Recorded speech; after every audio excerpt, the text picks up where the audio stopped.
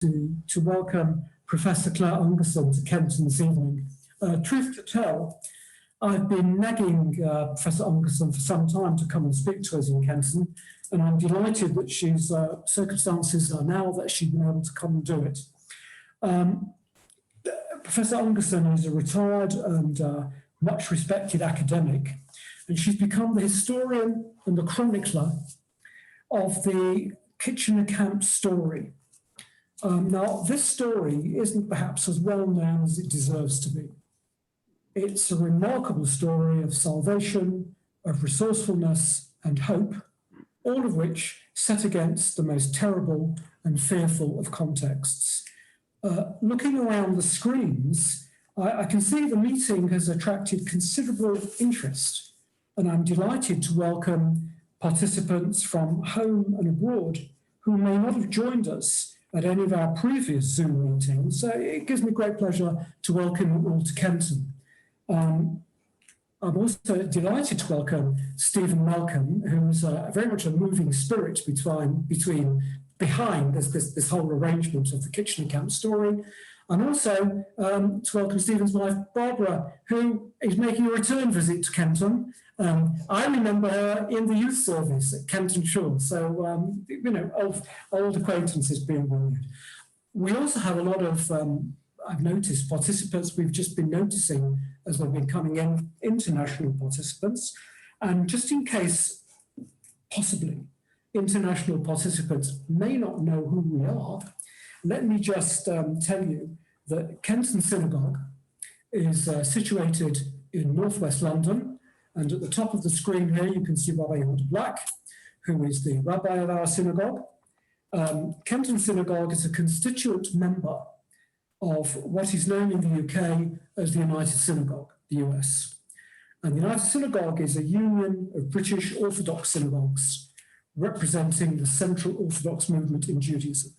It has 62 congregations, 40,000 members, and the United Synagogue is the largest synagogue body in Europe. So for those of you who didn't know that, you know it now. Formalities are over. We're almost ready to begin.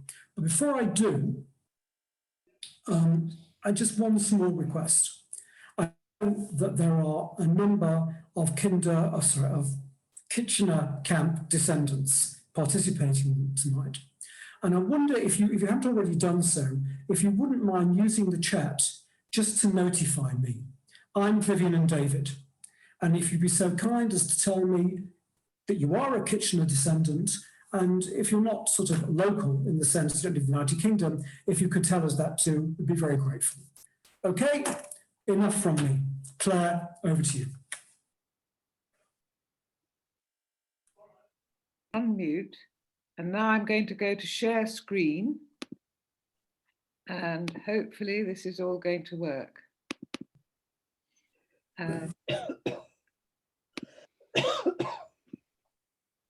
Okay, let me just get the view sorted. Right.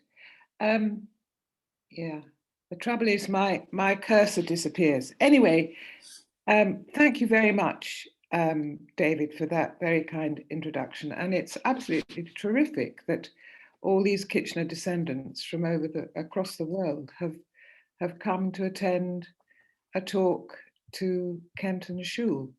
And it's wonderful to see you all. I actually live in Sandwich. It's in many ways it's an accident and the result of living in East Kent for very many years, which is where Sandwich is located. I first came to East Kent in 1973, and I was appointed to the University of Kent, which is located in Canterbury, which is about 12 miles west of Sandwich. And when I first arrived, I asked around, what's interesting around here, apart from Canterbury, which is, of course, a lovely place with an amazing cathedral and so on. And everybody said, oh, you must go and visit Sandwich. So I took myself off to Sandwich, and I wandered about this little town where I now live, which is a very exquisite medieval town, complete with a moat and medieval gates and a wall. And on one of the two still existing medieval gates, I found a plaque, which I now know had only very recently been put up.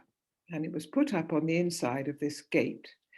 And this is a photo of the plaque. But I'm now going to move on a bit just to the words of the plaque. And this is what it says. This plaque is to commemorate the Richborough Transit Camp, 1939 to 40, where 5,000 men found refuge from Nazi persecution on the continent. During the Second World War, most of the men volunteered to fight for the Allied cause, erected in gratitude to the citizens of Sandwich and East Kent, who, as in the past, welcomed the refugees.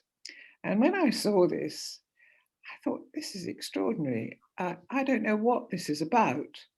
I think those of us who have been brought up in households where the Holocaust, although it wasn't called that at the time, but the Holocaust was the deep background from which our parents came, we got used to hearing particular terms like gas chambers, Nazis, fascists, and so on. And I knew that I'd never heard of something called the Richborough Transit Camp.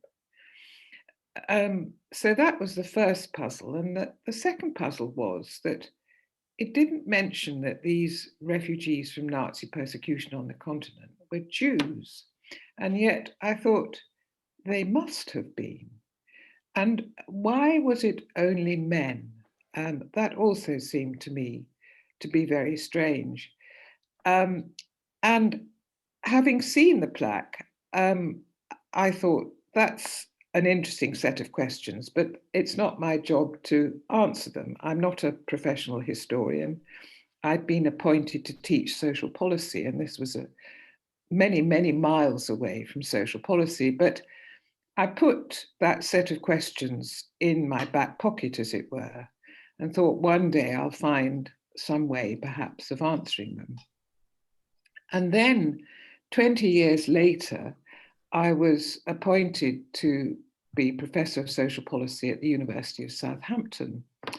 And some of you may know that at the University of Southampton, there's a very important, now world-class archive called the Parkes Archive, which is an archive devoted originally to Jewish-Christian relations. It was founded by an Anglican vicar in the 1920s who was particularly interested in Jewish-Christian relations. And he collected a lot of documents.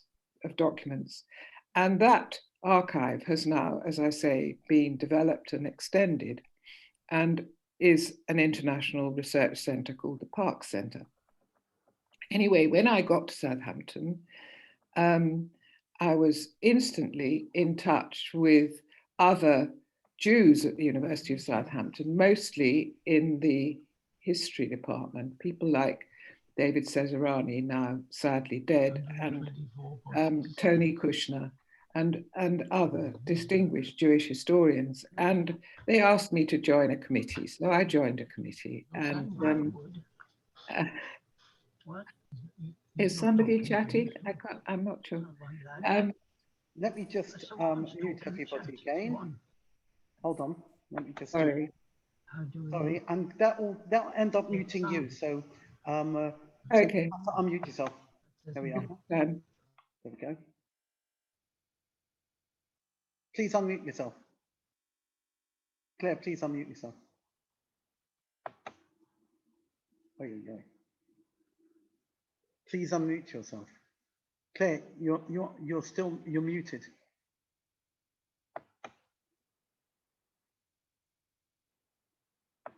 There we are. Oops. That's it. Can you hear me now? Yes, that's it. Wherever we left, okay. we missed it a little bit. So okay, right. So I was just talking about being at the University of Southampton, and I got the newsletter of the Parks Archive, and one day there was a reproduction of what clearly was a magazine that had been printed in the 1930s. And it mentioned the Empire Cinema sandwich. And I thought, this is it. And at the bottom of the page of that reproduction, it said the Kitchener Camp Review. And I thought, this must be something to do with this plaque, this mysterious plaque.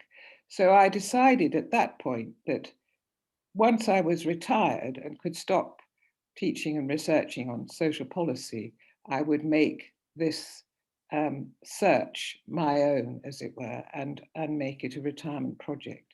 And then it was just a coincidence that we found, by this time I was married, a very nice house in Sandwich. So we moved to Sandwich. And the first thing I did when we'd unpacked all the boxes was go to Sandwich Archive. And there I found 1 or 2 documents, including a bound volume of the Kitchener Camp Review. And from that small beginning, I then went to the Wiener Library, where I got a great deal of archival information and some photos, which I'll show you later. The Imperial War Museum, where I found further stuff, and then eventually to an archive at the Hebrew University in Jerusalem, where I spent a lot of time looking at the papers of Norman Bentwich, who was extremely important in this story. So when I first came to this, I was really rather surprised that this had been an untold story, because, as you know, by the 1990s, 2000s, the literature on the Holocaust and on refugee policy was absolutely enormous. And yet somehow the Kitchener camp had slipped through and nobody really ever talked about it. Even in the histories of British refugee policy, it maybe got a paragraph at the most, or a couple of sentences. And that in books by distinguished historians. The reason why I thought it was particularly surprising was that we were talking about very large numbers of people. It wasn't, in fact, as I quickly discovered, 5,000 men who'd come to Kitchener on the edge of Sandwich. It was, in fact, 4,000. It's not comparable to the 10,000 lives that were saved, or just under 10,000 that were saved by the Kindertransport, but it's getting close to it. And what I later discovered when I started doing the archival research was that this rescue of these 4,000 men had exactly the same origins as the rescue that we now know as the Kindertransport, and was run by exactly the same people, and in many ways in exactly the same way. The trigger for both these rescues was Kristallnacht on, as I'm sure you all know, November the 9th, 1938, which was a pogrom of terrible dimensions. But one of the consequences, one of the after events of Kristallnacht, and again, this is not often spoken of, was that 30,000 men, no women, 30,000 men were arrested, Jewish men, and taken to 3 concentration camps, Buchenwald, Sachsenhausen, and Dachau. As I've said, this rescue to Kitchener was organized in exactly the same way. The men came on trains, not on special trains, but often in special carriages on trains. But instead of coming like the children did to The Hague and then to Harwich, and from Harwich to Liverpool Street, which is why there's that wonderful statue outside Liverpool Street Station of the Kinder, these men came almost always via Ostend and then on a ferry to Dover. And Dover is about 16 miles away from Sandwich. The organization that ran both these rescues was called, it kept changing its name, but it finally landed up as the Central British Fund for German Jewry. And I always think of the Central British Fund, or the CBF, as I call it in the book that I wrote eventually, as the posh Jews, the gentleman Jewry, as it were, the Davidoff Goldsmiths, the Rothschilds, the Montefiore's, and also corporate Jewry of the 20th century, Marks and Spencer's, Unilever's, and Odeon Cinemas. They were extraordinary in the sense that they were both very optimistic and also used to taking risks. And they somehow felt they could do this. They could find the money, they had the organizational skills to run these two remarkable rescues. They also persuaded their equivalents in the United States, known as the Joint Distribution Committee, or as I discovered when I was doing research in Israel, the Joint, to provide a contribution to the costs of the first year of running the Kitchener camp, up to a maximum of $100,000 or 20%, whichever was the less. And I have to say they had some difficulty in extracting this money when they actually needed it from the Joint, but it did come eventually. What I should also stress is that there was no contribution from the British government, no financial contribution, no help with finding a suitable camp. And I get rather irritated by the annual publicity about the Kindertransports, where it often seems to be implied that the Kindertransports was a rescue that was funded and organized by the British government. Nothing of the kind. Both these rescues were funded and organized by the CBF. What the British government did was it allowed both rescues to happen.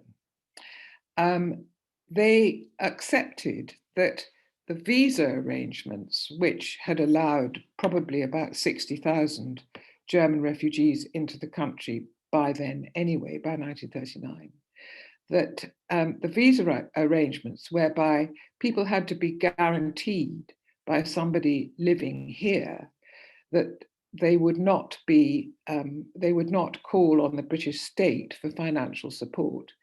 The British government accepted that the Central British Fund was in fact the guarantor, the financial guarantor for all these refugees that were going to come. But they laid down two conditions. First of all, that these refugees should not remain in this country. They should be in transit, which is why on the plaque it says the Richborough Transit Camp. And they said that these men should only really come for a maximum of a year. And that they had to be able to, if the men were to come, they should be in possession of documents and guarantees that they would be leaving this country within about a year. Also, just as is the case now with asylum seekers, they should not work in the conventional British economy. They were not allowed to work. So they would have to be financially supported from some other source, and in this particular case, the Central British Fund. The camp was an old First World War camp. Sandwich, during the First World War, had been a very important embarkation point for troops going to the trenches of Flanders and so on.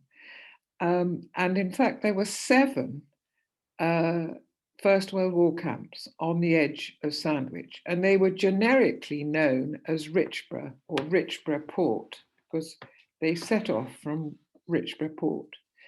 And one of these camps was called the Kitchener Camp, after Lord Kitchener, who had been Commander-in-Chief of the British forces during the First World War until I think he drowned in 1916, and he was replaced by Lord Haig, and there was another camp called the Haig Camp, which is also part of this story.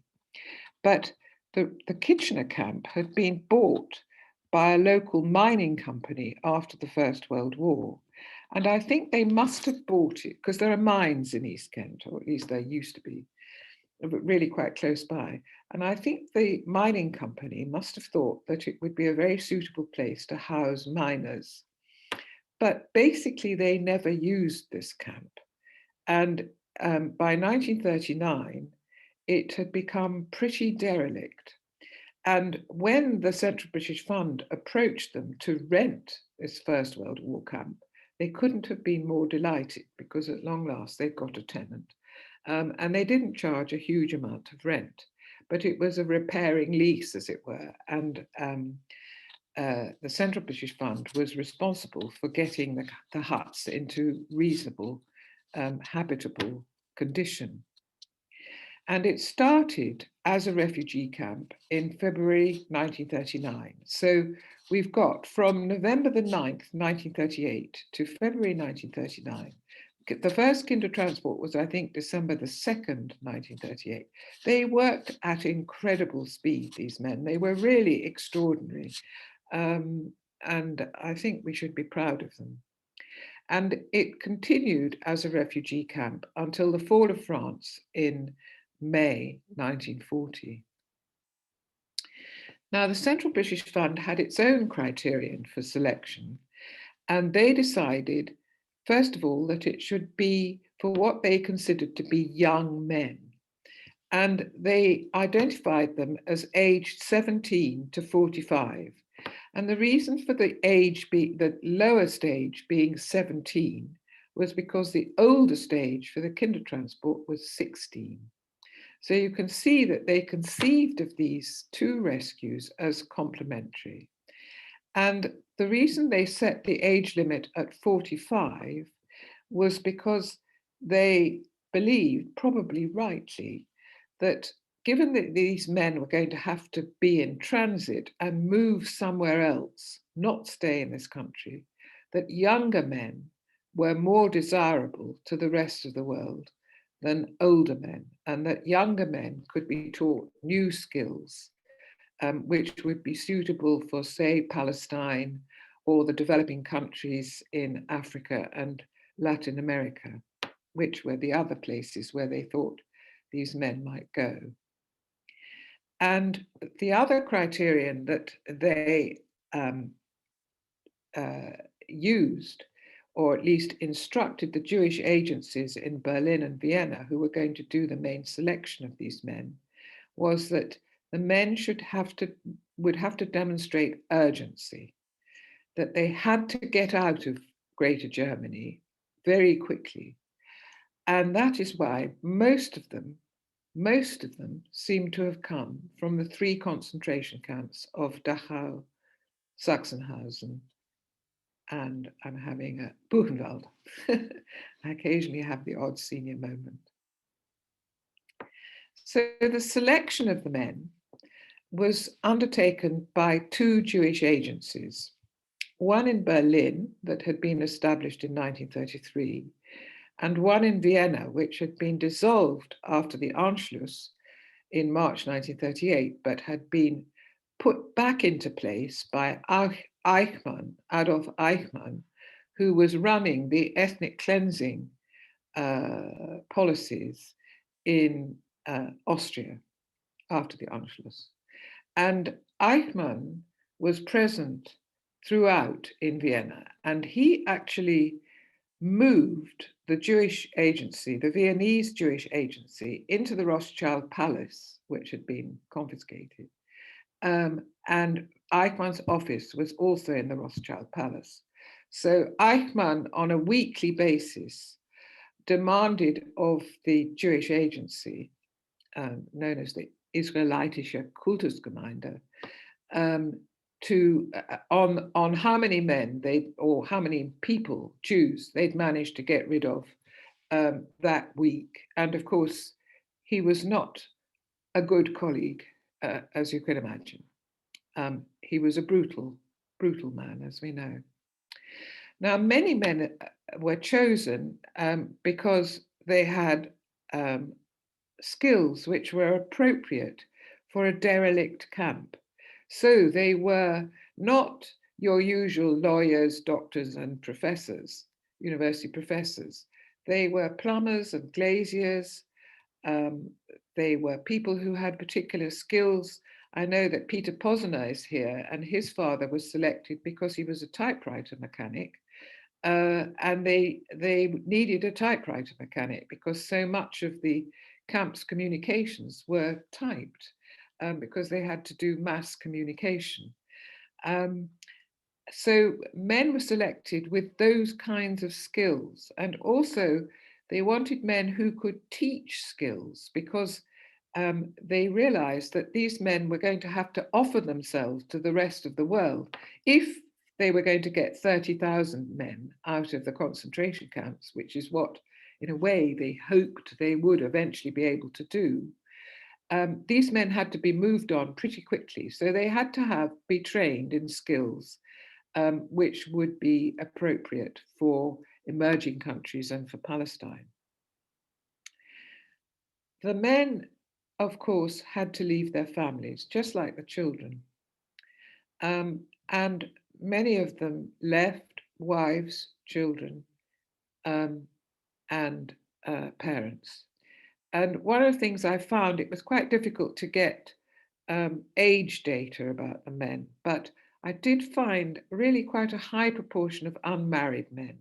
So in certain respects, I think they were self-selected. They were not leaving wives and children, though many of them did, and I'll come to that later on. And as I've said, they came to England on trains via Ostend and arrived at Dover. Now, Sandwich, I don't know how many of you have been to Sandwich. I know some Kitchener descendants have, because we've had a number of events in Sandwich, in particular the unveiling of a plaque last September on the Bell Hotel, another plaque, a more accurate plaque that actually mentions that these were Jews. Those of you who don't know, Sandwich is a medieval town. It's said to be the finest complete medieval town in England. We have town walls, a moat, a quay, the Barbican Gate, on which the original plaque is still located. In the late 1930s, the population of Sandwich was just under 4,000. So we're talking about a proposal for a camp which was going to be about the size of Sandwich, on the edge of Sandwich. It's literally on the edge of Sandwich. You walk over a little bridge. It's a swing bridge, or it's often known as the toll bridge, because you used to have to pay a toll to cross it until quite recently. You walk over this little bridge, and on the left, pretty soon, within about 5 minutes, you're at the site of the Kitchener camp. Sandwich at the time was full of small shops, had 27 pubs and a weekly market on Thursdays, and it still has a weekly market on Thursdays. The one big excitement in Sandwich that had happened recently was that the Empire Cinema had opened in 1938. And that was very important for the people of Sandwich. But Sandwich is a rather strange place as well. It's by a golf course, the Royal St. George's, and the other golf course, there are two, is called the Prince's Golf Course. And you get a sense, the clue is in the names, that these are golf courses that are used by, still used, Prince Andrew is a frequent visitor to Royal St. George's by the royal family. And in the summer, very posh people come to stay, still come to stay in Sandwich. But at that time in the 1930s, there was a huge estate being developed called the Sandwich Bay Estate, not a council estate, an estate of fantasy houses, French chateau, enormous sort of Palladian palaces. And people like Waldorf and Nancy Astor, Harold and Dorothy Macmillan, the Prince of Wales, his mistress before Mrs. Simpson was called Mrs. Frida Dudley Ward, and she always rented a house on the Sandwich Bay Estate. And he always came to stay with her there. And one of the most important people, the first person to have a house on the Sandwich Bay Estate, which was built shortly after the First World War, was Captain Robert Gordon Canning. And Captain Robert Gordon Canning was best friends with Oswald Mosley, the leader of the British Union of Fascists. In fact, in 1939, they'd fallen out over money, but Captain Robert Gordon Canning had been Oswald Mosley's best man when Mosley married, originally her name was Diana Mitford. By that time, when he married her, she was Diana Guinness, but she divorced her Guinness. And she married Oswald Mosley in Goebbels' house in Berlin. There were 6 people present. Hitler was one of them, and Captain Gordon Canning was the best man. So you have an idea of who he was. And he ran a journal called Action, and he was chair of the board of Action. And he was there living on the edge of Sandwich. There was another fascist, also rather important, living actually in Sandwich, who was called Lady Grace Pearson. And she was married, was the recent widow in 1939 of Sir Edward Pearson, who'd run Pearson's, which is still a FTSE 100 company.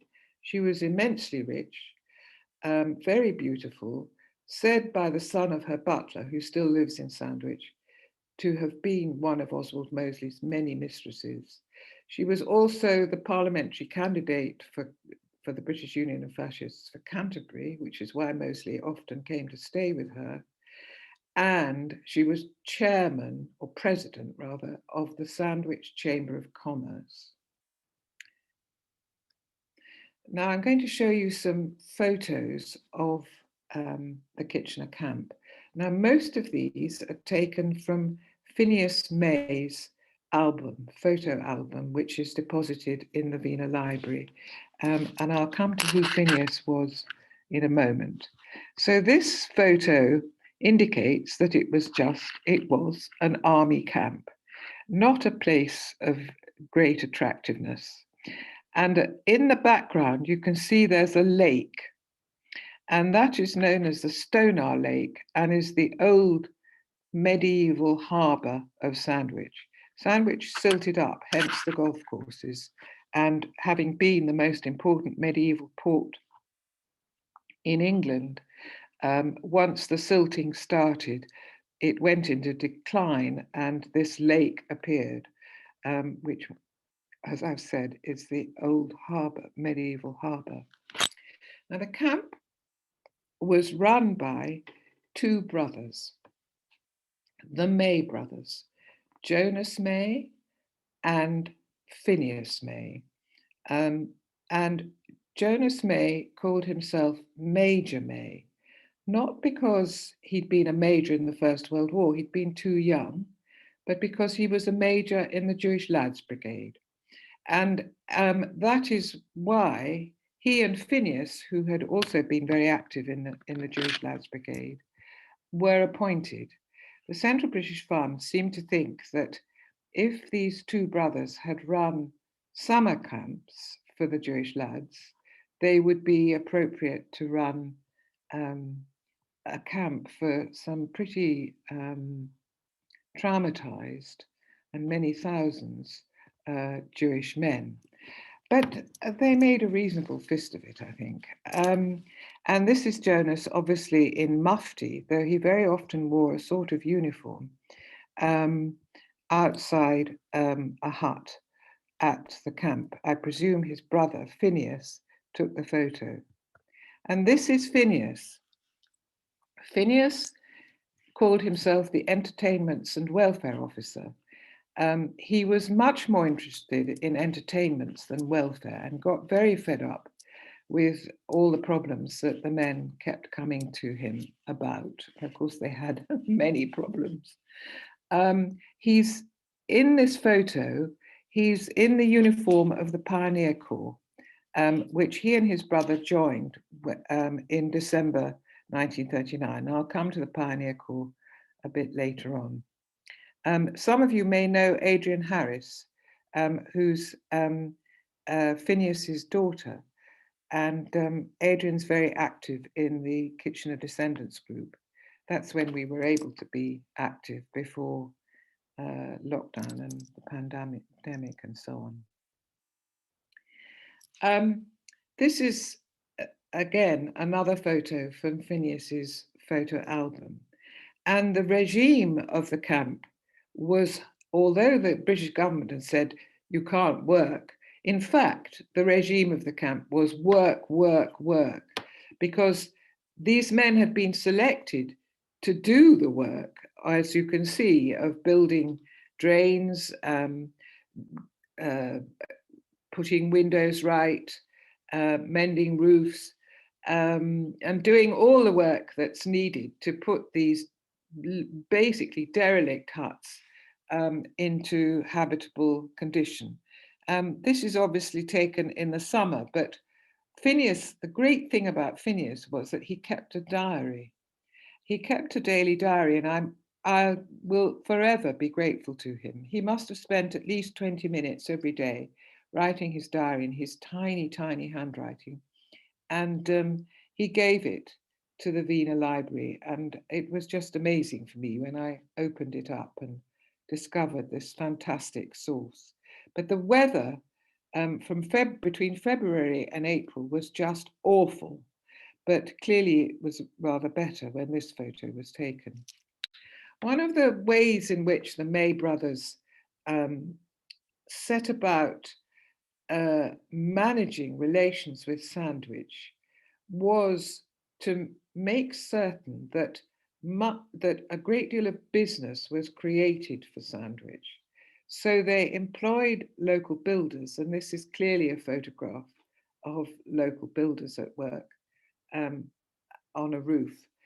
And they used local market gardeners. And at a dinner dance in February 1939, which was run by the Sandwich Chamber of Commerce, Jonas May made, I think, a brilliant speech where he, in front of Lady Pearson, the fascist, said they were going to use Sandwich businesses.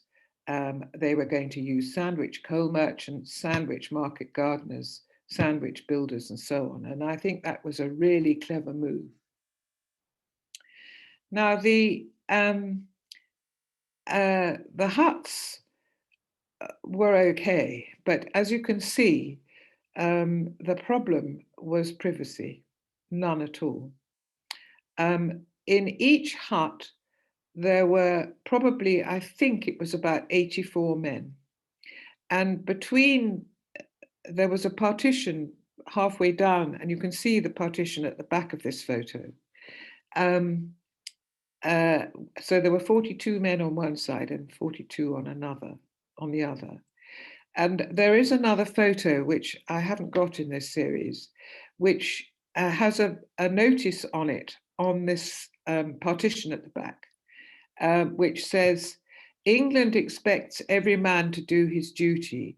You are not Englishmen, but you must do your duty. So you get a sense that It wasn't Dachau, but it was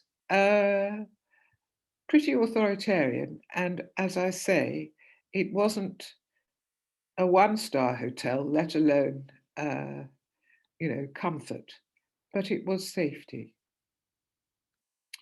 The camp flag was raised, I think it's March the 1st, 1939.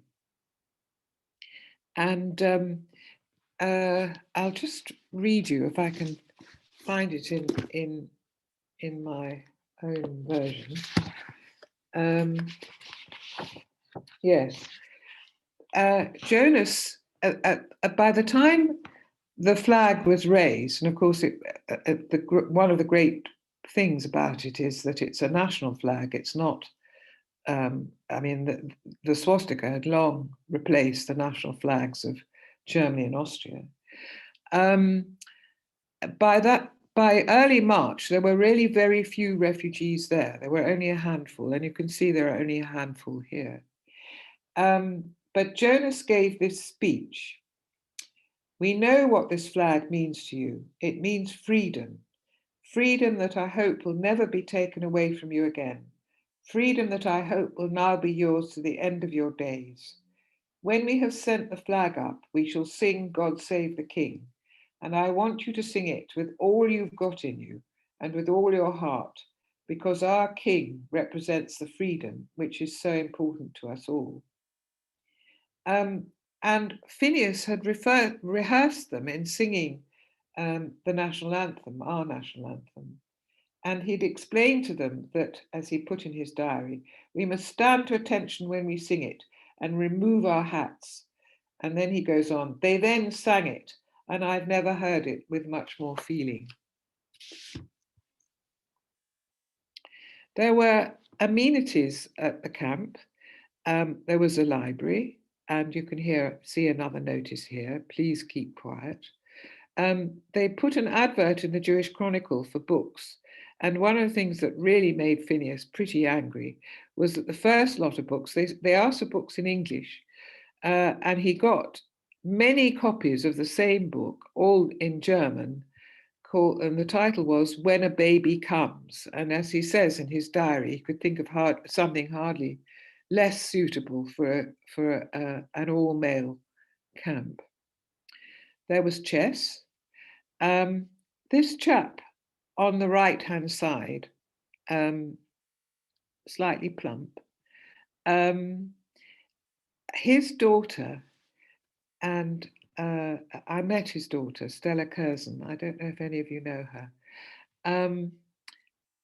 She was quite elderly when I talked to her, but there were English lessons in the camp. They managed to get 87 volunteer English teachers.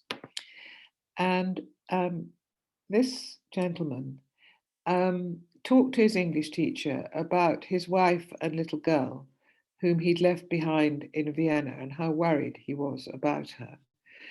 And his English teacher said, don't worry, we've got friends who need a domestic servant in London, and your wife can come through the domestic service visa scheme.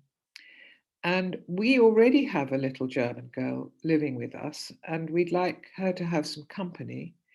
So if you can arrange for your daughter to come here, we will house her. And Stella and her mother came from Vienna in mid-August 1939. And Stella was taken in by these three maiden ladies living in a village near Sandwich called Minster. She was 10 at the time, and she went to Minster Primary School. And Stella said to me that this was really amongst the happiest times of her life. And every Sunday, her father cycled out to see her in Minster. And in fact, there's another photo of Stella and her father at Dover Castle, obviously on a Sunday outing. So there were some families who managed to get back together again. Not very many, about 300 probably, but they were amongst the lucky ones. There was a theatre, and there was also a cinema. The cinema was an Odeon cinema provided by Oscar Deutsch. And I've been told that Odeon stands for Oscar Deutsch Entertains Our Nation. And he provided an Odeon cinema, which was supposed to show educational films, particularly about Australia, because it was expected that many of the men would go to Australia. But in fact, eventually there was a revolt against this, and they got conventional films and Donald Duck cartoons and so on. But the theatre was very important as part of managing Sandwich, relations with Sandwich again, because once a month from June onwards, there was a concert. The men put on a concert, and there was the conductor from the Radio Stuttgart Orchestra was one of the men. And all the men coming from Berlin had been instructed to bring a musical instrument. So there were a lot of musical instruments, and there were some very good concerts. And there's one old lady in Sandwich who remembers going to these concerts and how exciting it was. I mean, nothing like this happened in Sandwich, and up to 1,000 people used to come to these concerts. I always show this picture because there were inter-hut drama competitions, and I always show it just to remind people that there were no women in the camp. They went to the Ramsgate Carnival, and they used what they could. And you can see here are some of the instruments that they brought with them, the accordions and so on. These +4s, which some of the men are wearing, I'm a bit mystified by them. I don't know whether they brought them with them, whether this was something that their mothers in Vienna and Berlin and elsewhere thought young Englishmen wore. But anyway, a lot of them seem to wear these +4s. And what you can't see is along the side of the truck, it says, "Our thanks to England," and there are obviously jackbooted soldiers with bayonets, and they used a bunk bed, anyway, but you can see what they were trying to say. So, is this a happy story? When I first started it, I thought, of course, it's a happy story. I mean, who could argue with that? But there are clearly considerable downsides. First of all, so many of these men had been in concentration camps, so they were traumatized. These were not the death camps of the post-1942 so-called Jewish final solution camps, but the death rates in Dachau, Buchenwald and Sachsenhausen and other concentration camps was at least 15%. We know, I mean, they were extremely brutal regimes. And these men had seen that, obviously, if not themselves being beaten up or frozen. There was madness in the camp, and there's a memoir in the Wiener Library from somebody called Peter Mansbacher, who changed his name from Fritz Mansbacher, who was a 17-year-old in the camp, and he worked in the first aid station, and he talks about madness. And I think there were at least 2 suicides. Reading between the lines in Phineas's diary, it's really quite difficult. It doesn't actually say they were suicides. And one of them was a suicide in Margate Lunatic Asylum. Of course, they'd left their families behind. And some of them, as I've already indicated, did manage to get their families back together again. But one of the things I found in Jerusalem was a list of 582 children, which had been drawn up in October 1939 in an effort to persuade the Home Office to let these children into this country. And the children's, they were all the children of men in the camp, and there were 582 of them. It lists their full names, their dates of birth, and their last known address. And I spent years looking for these children. And of course, the Holocaust was extremely bureaucratized, so it's not that difficult. I think it's 289 of them on transports. And one of the things that you can do with the Shoah database, which is what I used, was you can search for people from the same address with the same surname. And very often I found somebody who was almost certainly those children's mother, somebody of the right age. So she would have been a wife of one of these Kitchener men. And very often they went on the same transport. Later, when after the outbreak of war on September the 3rd, the British government realized that there were 4,000 German-speaking people, men, living very close to the English Channel. So they put in place 7 tribunals to assess whether these were friendly or enemy aliens. And they decided that all of them were friendly aliens, bar 2. And I don't know quite what the problem was with 2. But that meant that in December 1939, the British government decided that these were very useful men and that they should be allowed, indeed encouraged, to join the British Army.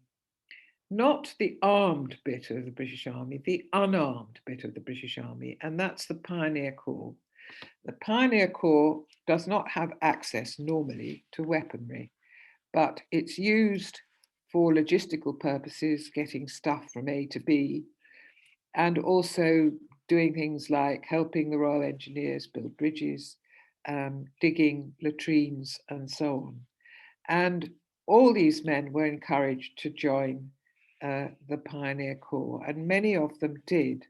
Those that didn't, and I think there probably were about 600 of them, but I'm aware that Clare Weissenberg is amongst the audience, and I think Clare has a better idea about these numbers. But about 600 of them, I think, were later interned on the Isle of Man, and some of them went to Australia, some of them on the SS Dunera, which was a story of its own. The upside, well, there is an upside, of course. I interviewed some of the men. Some of them were still alive, 1 or 2 of them still are, when I was doing the research for this book. And I just got the sense that they had made a reasonable new life in this country. And even those that had lost their families had made new families, had other children, new wives, and so on.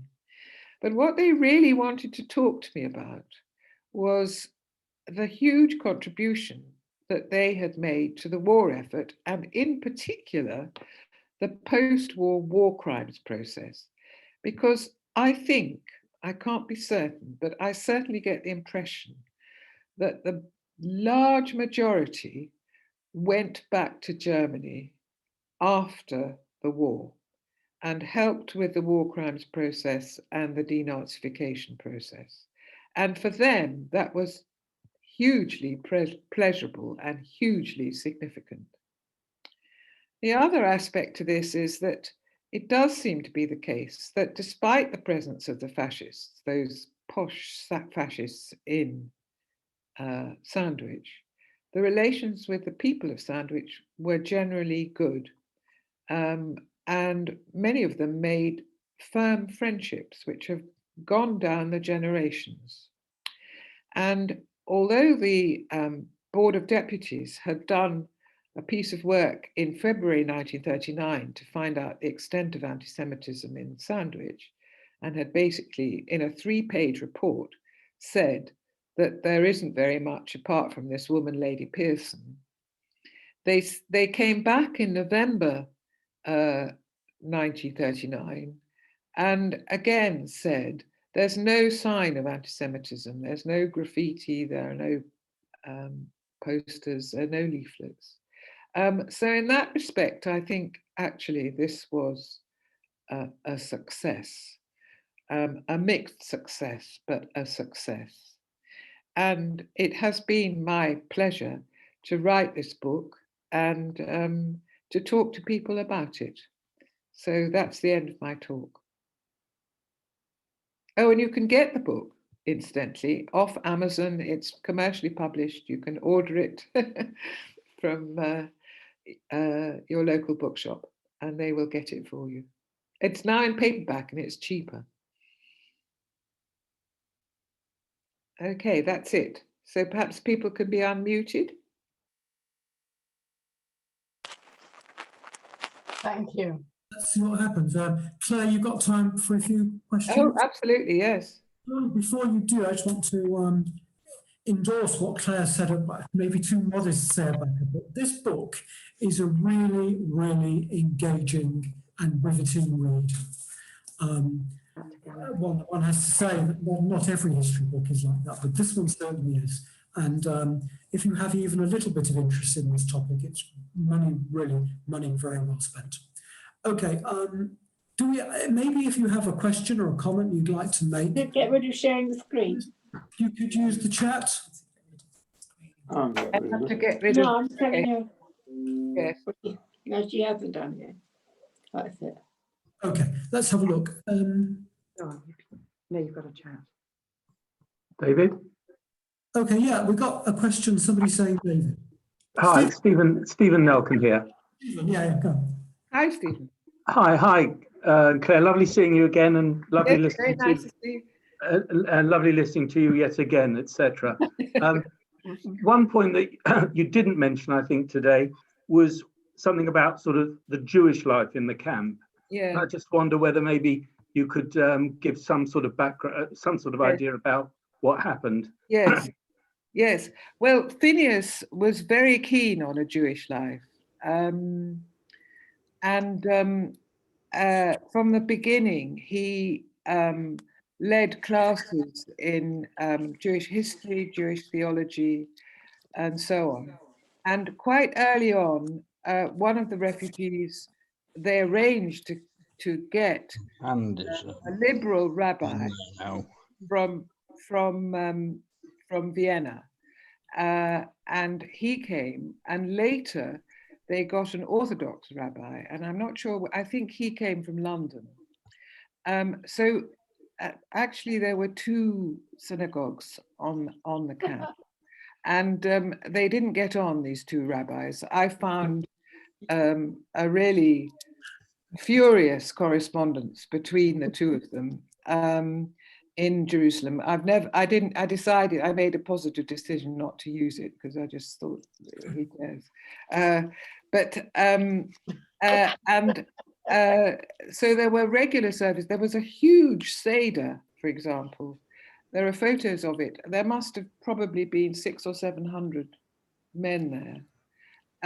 There was a large Jewish community in Margate and many synagogues of different denominations there. There's now only one.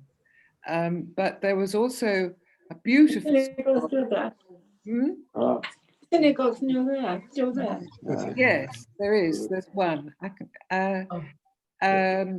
It's a Reform synagogue. It's Reform. Was it Reform before?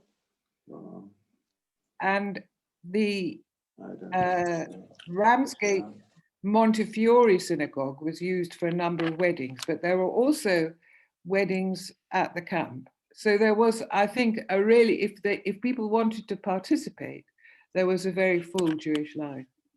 En passant, it turns out the Orthodox rabbi in the camp was a Rabbi Broch. Yes, that's it. And Rabbi Isidore Broch has since discovered that Rabbi Isidore Broch went, when the camp was closed, and obviously Rabbi Broch needed a job, he went to live in Gateshead, and he worked for the Bonds Matzah company. Oh. As their supervisor. Of course, this was seasonal work, largely. And then when that folded, I think they were taken over by Raccoonsons, he moved to Bournemouth. Now, that might interest around here. We went to Bournemouth, and he was a supervisor at one of the hotels, I think, a kashrut supervisor at one of the hotels in Bournemouth. And just by chance, I came across somebody who was either his daughter or his granddaughter, who's a lady who lives in Golders Green, so by chance. Okay. He died some years ago. He retired to Northwest London and passed away some years ago. Okay, so much for Rabbi that. Any further questions, Vivian? I just wanted to ask Claire. Firstly, the Ork boys also came. My father was joined the Pioneer Corps from Kitchener Camp, and my uncle came over with the Ork boys. Yeah. And he was at the camp for a short time. Yes. Are they included in the number, the 4,000? Yes, they are. Yes. Yes. And then they went to Leeds. Yes. Yes.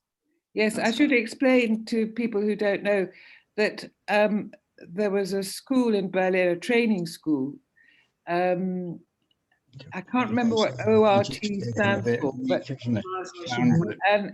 anyway, the whole school came very, very late, but half of them were left behind in Holland, and half of them got to the Kitchener camp. So again, although the school, thank God that half of them got here, but half of them didn't. Was that because the war broke out just as they were about to come? Absolutely, they came so late. I think one lot managed to get a ferry on August the 29th or something. And of course, they were younger, weren't they? I think my uncle was 16. Yes, that's right. Would have been to transport age. Yes. Claire, I have a question. My father played the violin, and I have a picture of him holding his violin and standing with several men. But I wondered if there is a photo of the orchestra. Yes, there are photos. There are photos of the orchestra.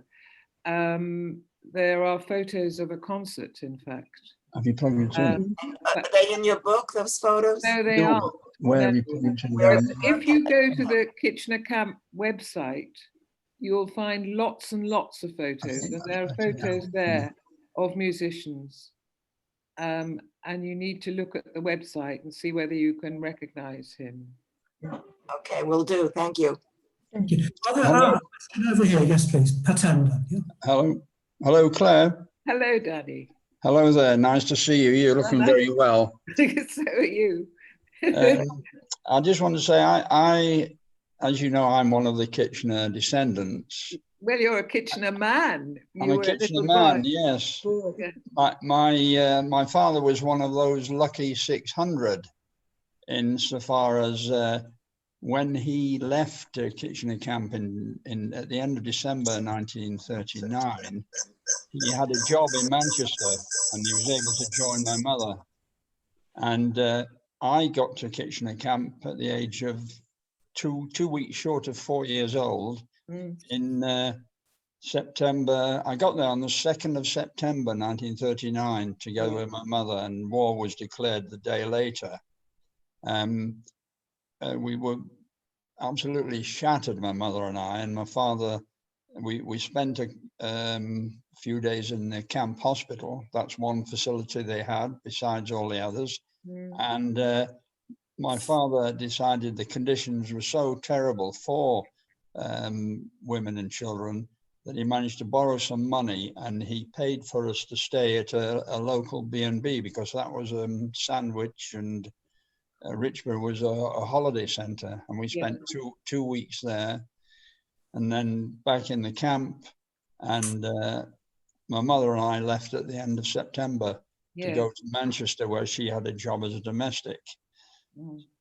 Either sadly or not sadly, I can't remember a thing about it. No, you can't. But I should explain to people how it is that women and children did turn up at the camp eventually. What happened was that as we got closer and closer to war, the children from London were evacuated. A huge evacuation began because the expectation was, as soon as war broke out, that London would be bombed. And so landlords and landladies in Sandwich, some of whom were already housing wives and children of Kitchener men were instructed to evict them and replace them with children coming from London. And so I think it's probably about 200 wives and children were allowed into the Kitchener camp. And the Chief Constable of Kent was really alarmed by this. I don't know what he expected to happen, but he wrote to Norman Bentwich and said, Norman Bentwich, who was basically in charge of making certain that things went smoothly at the camp. And he wrote to him and said, what are you going to do about this? And Norman Bentwich wrote back, said, it's fine, we've put up a fence. and they're allowed to meet for an hour a day. And so that's what happened. And they were there for 2 or 3 weeks, but then they were moved on. What are they doing? Can I ask a question? Please do. Can you hear me? Yeah. Can I ask a question? David, can I ask a question? Yes, David, Morris Reich. Yes, Yeah, can I ask a question? Please go ahead. Yeah, okay. I just want to ask this question. My father, I unfortunately didn't tell me as much as I would have liked to know now in history. My father tried twice. He was from Berlin, so was my mother. He tried to get across the border twice. He was in prison. And he said he only got out of Germany because his father was Polish. And apparently it's who your father was considered your nationality.